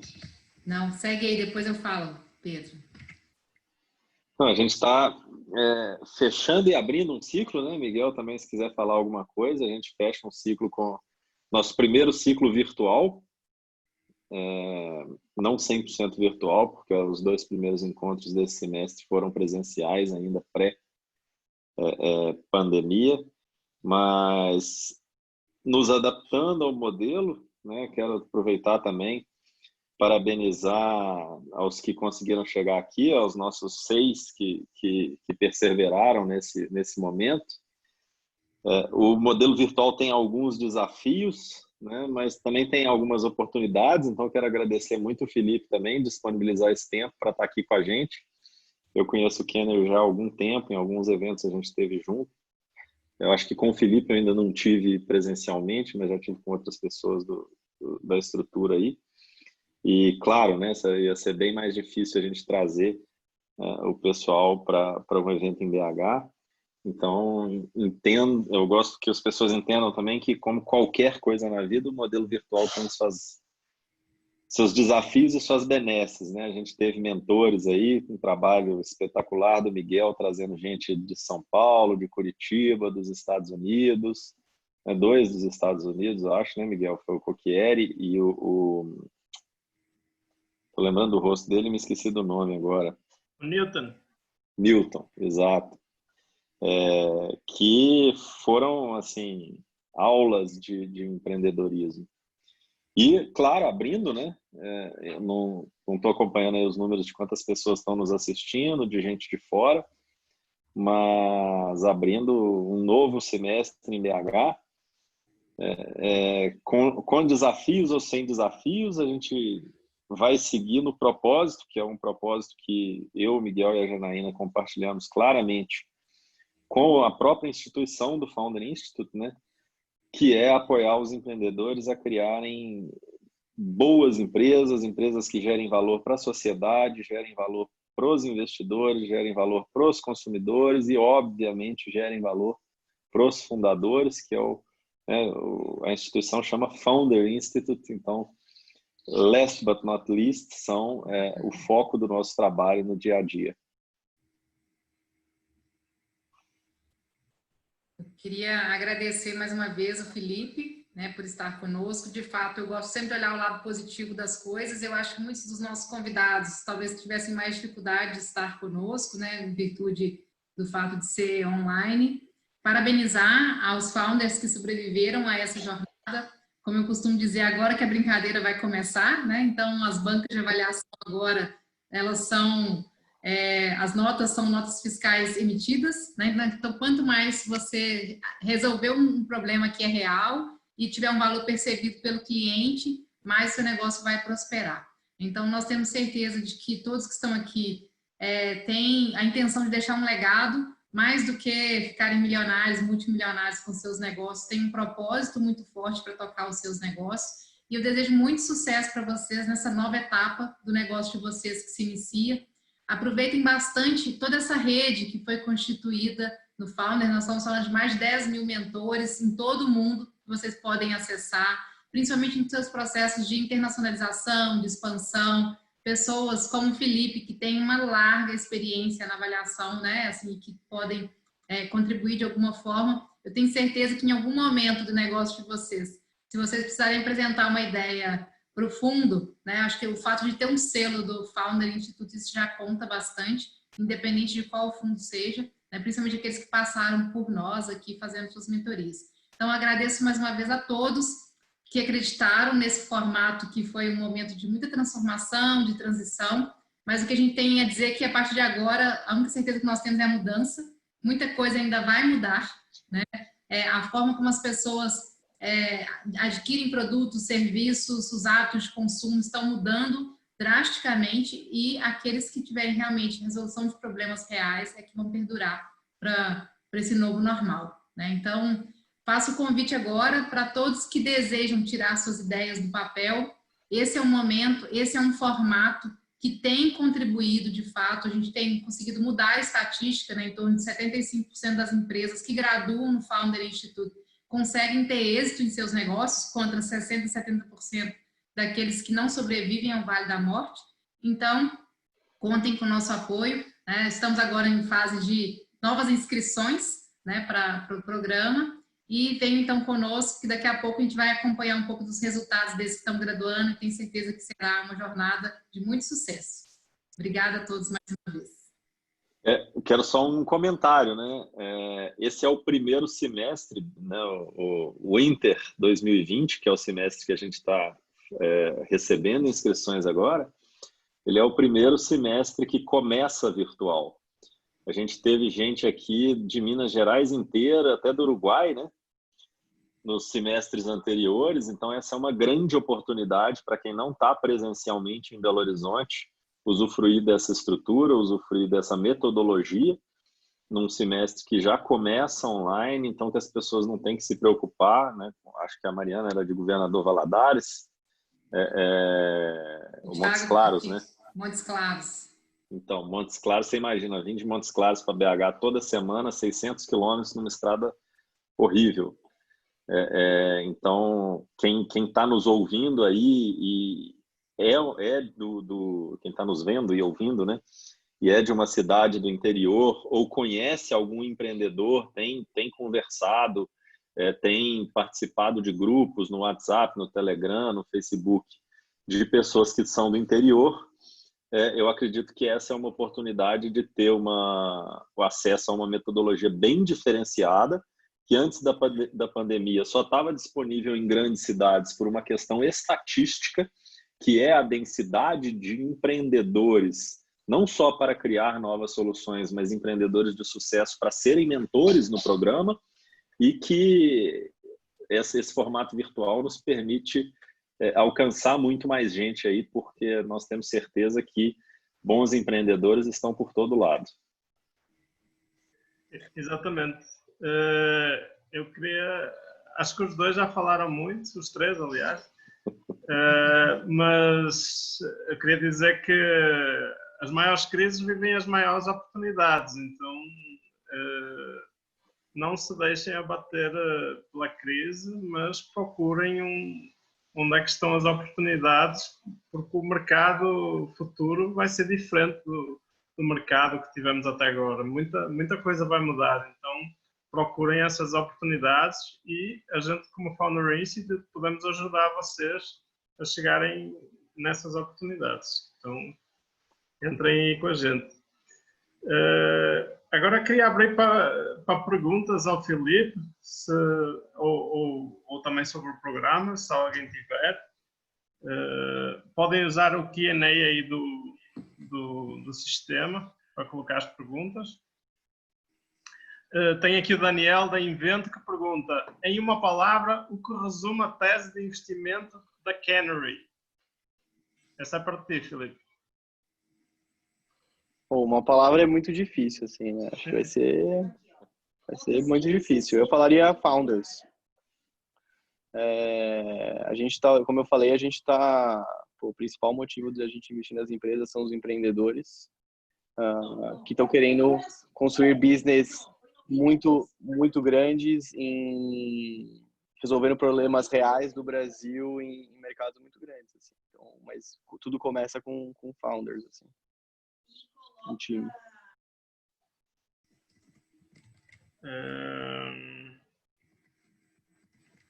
Deixa eu ver se tem mais alguma pergunta. Aproveitem, hein, pessoal. Não é toda hora que vocês vão conseguir colocar uma pergunta diretamente para ele assim, não. Por que aproximar junto à Canary? O que eu recomendo aos founders para a aproximação?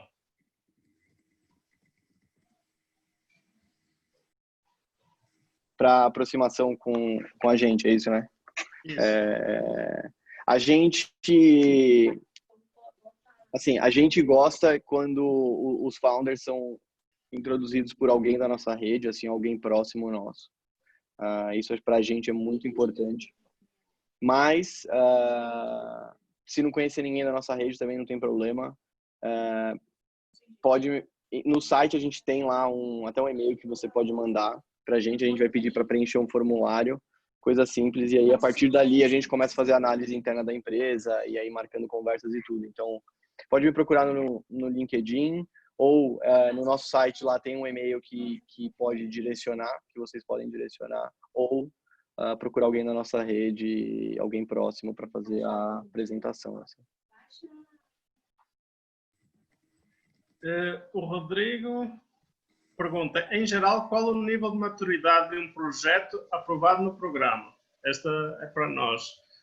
Então, eu expliquei um pouco no início, eu posso pôr aqui a apresentação de novo, mas nós temos 3 tipos de founders típicos que participam no programa. Deixa-me só abrir aqui de novo.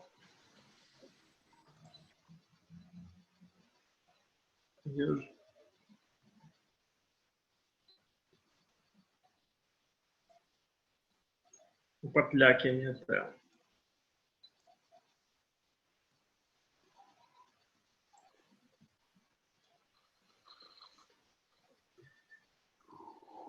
Então, podem ainda só estar na fase da ideia e ainda ter um trabalho formal. Pode estar trabalhando num protótipo ou num MVP e talvez ter um time full-time ou parte de um time full-time. Ou pode já ter uma startup constituída, 100% full-time, com clientes, com receita, mas ainda não fez uma rodada de investimento seed. Então, nós somos uma aceleradora pré-seed. Então, todo mundo que ainda não recebeu um investimento seed pode se enquadrar no programa. E para isso, temos 2 trilhas. A trilha Launch, para quem está numa fase mais inicial, e a trilha Growth para quem já está com um produto no mercado e receita. Então, as duas trilhas dá para adaptar-se ao seu momento e te ajudar a crescer mais, ou na fase mais de validação e construção da startup propriamente dita, e go-to-market, ou no aumento da atração e preparação para a captação de investimento. Acho que respondi a essa pergunta.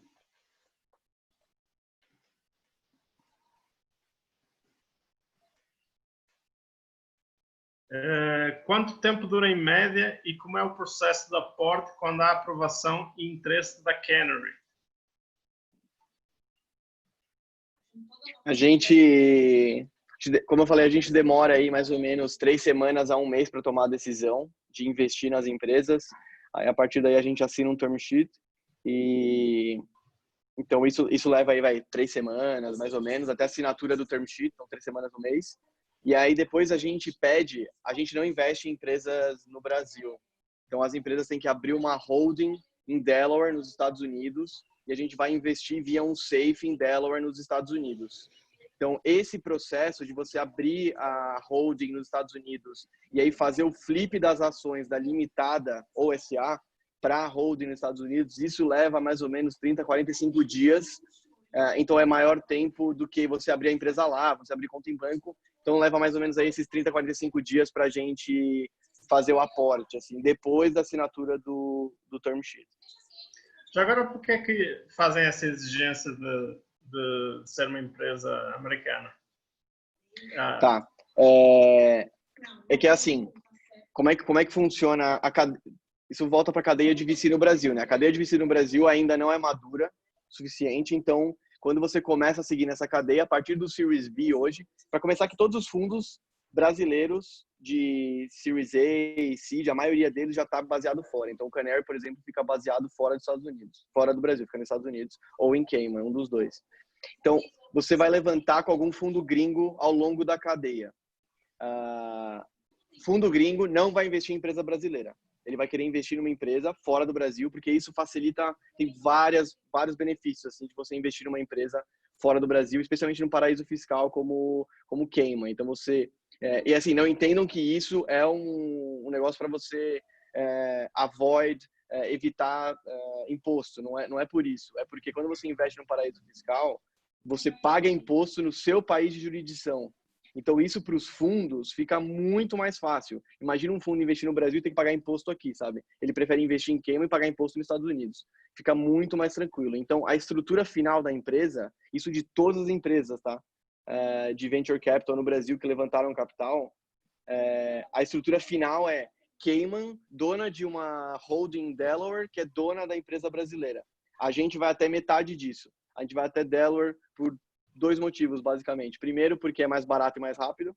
Então, e a gente não está investindo em ações, né? A gente está investindo via um safe, que dá direito a ter ações no futuro. Segundo, porque quando você vai para Cayman, além de ser mais caro, você tem que começar a definir outras coisas, como board e tudo, e para a gente não faz sentido. E além do que, assim, custa $60 mil para ir para Cayman. Então, não faz sentido você levantar um round de 400, 300 mil dólares e gastar 20% disso para abrir uma empresa fora. Então, você abre uma empresa em Cayman quando você levanta aí $5 milhões, assim, que aí fica muito melhor. Então, basicamente, assim, isso é pior até para imposto, tá? No Brasil, mas assim, para você conseguir seguir na cadeia de Venture Capital, seguir levantando capital com fundos, esses fundos vão ser fora do Brasil, eles não vão investir em empresa brasileira, a estrutura padrão é essa de ter Cayman, Delaware e limitada ou SA. Assim. Esse é um assunto mega complexo, assim, tá? Então... Então, no fundo, já prepara para a rodada seguinte também, né? Para verem os fundos mais estruturados, né? Isso, porque aí a gente já vai preparando para a próxima rodada, porque isso é um bom ponto, assim, que a gente sempre quis no Canary, reduzir fricção na cadeia. Então, a partir do momento que eu já preparo a empresa para receber uma outra rodada, que para a gente também é interessante, porque as empresas que a gente está investindo, eu quero que elas levantem mais capital. Então, a gente já prepara essa empresa e deixa certinha para já estar pronta para levantar um Series A aí de 4, 5 milhões de dólares, uma rodada maior, assim. E ela já está pronta para seguir o caminho de VC, assim. E a empresa tem a opção de não levantar mais capital? Seria uma beleza. Se ela conseguir ficar gigantesca sem levantar capital, ia ser ótimo. Mas tem essa opção também. Pra gente, a exigência, na verdade, é que a gente invista fora do Brasil. Só isso, assim. Mas se ela não quiser mais levantar capital depois, não tem problema. O Gustavo pergunta aqui, o programa online pretende ter encontros presenciais no futuro? Então, os próximos semestres em 2020, todos os semestres em 2020, aqui no Brasil, pelo menos, e acho que no mundo, serão todos virtuais, 100%, do princípio ao fim. Em 2021 vai depender do estado da pandemia, mas em 2020 está definido que vão ser 100% virtuais. É claro que quando passar a pandemia a gente vai querer voltar para o presencial e possivelmente vai ter alguns capítulos também virtuais. Ainda não sabemos muito bem como é que vai acontecer no pós, mas talvez um modelo híbrido possa surgir aí. Miguel. Eu acredito bastante no modelo híbrido também. E nesse ponto, a minha opinião pessoal, e a gente vai definir isso em conjunto, o encontro presencial estreita as relações, mas ele não vai ser, principalmente nesse semestre seguinte, a gente pode garantir que ele não vai ser obrigatório. Pode ser, dependendo de como tiver a questão da quarentena e da pandemia, que a gente venha fazer um encontro festivo, né? Para poder celebrar com a Sátira, né? Nossa patrocinadora, junto com a Oliveira Drummond, né? Com a Thalisa e tudo, e toda a rede, né? Fazer. A Kennedy também promovia, Felipe, né? Encontro da rede de investidas. Sim, a gente promovia presencial, agora a gente está fazendo tudo online, assim, pensamos até em novos modelos, então fazer às vezes papos menores, não com todo mundo e tudo, a gente está... Mas está funcionando, agora acho que acertamos os modelos e está funcionando tudo remoto, assim. Eu queria comentar que a gente tem até essa prática, né, de encontros contínuos, até os encontros de cada semestre, né, que acontece entre vocês, e o encontrão, né, que a gente faz um encontro com todo mundo que está aqui em BH. Então, tão logo a gente possa estar juntos, presentes novamente, a ideia é que a gente possa retomar essa prática, que de fato estreita bastante as relações e os compartilhamentos de resultados, alguns obstáculos que podem ser sanados, como a gente estava comentando no início, né? Como que o relacionamento pode ajudar a diminuir barreiras, enfim. Nossa expectativa é que a gente possa retomar isso o quanto antes.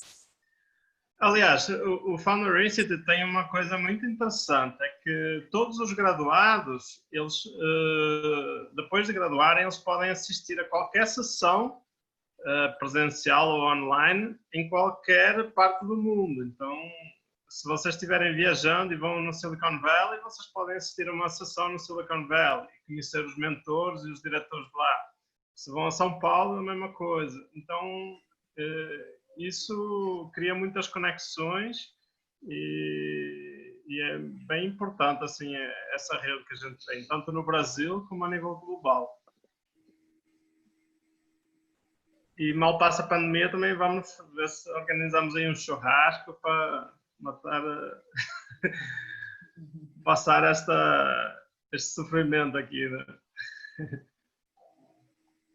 Verdade. Mais alguma pergunta, pessoal?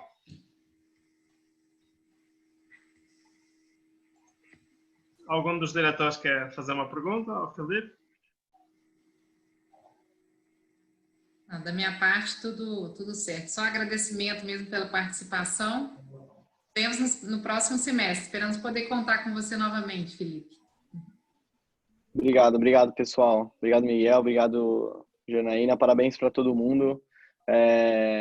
Depois a gente está no grupo lá, mas se quiserem me adicionar no LinkedIn, manda e-mail, entra no site do Canary, dá uma olhada lá. É bem legal, tem bastante coisa também sobre VC e tudo, então...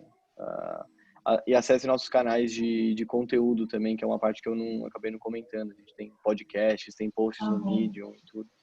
Acho que é bem legal. Podcast é sensacional. Legal. Boa. Vou mandar o agradecimento para a Fabi, que toca isso lá no nosso time. Muito bem, gente. Agora, celebração. Algum dos nossos graduados quer fazer alguma pergunta? Será que estão live aí? Não, só agradecer mesmo. Acho que é importante, a gente passou por tudo junto, né? Pelo bem e pelo mal, a gente está junto também. Então, só agradecer em nome dos founders que puderam partilhar disso, partilhar de coisas boas, de muito aprendizado, de muita pivotagem. E foi essencial, founders, no nosso caminho, no meu principalmente, assim.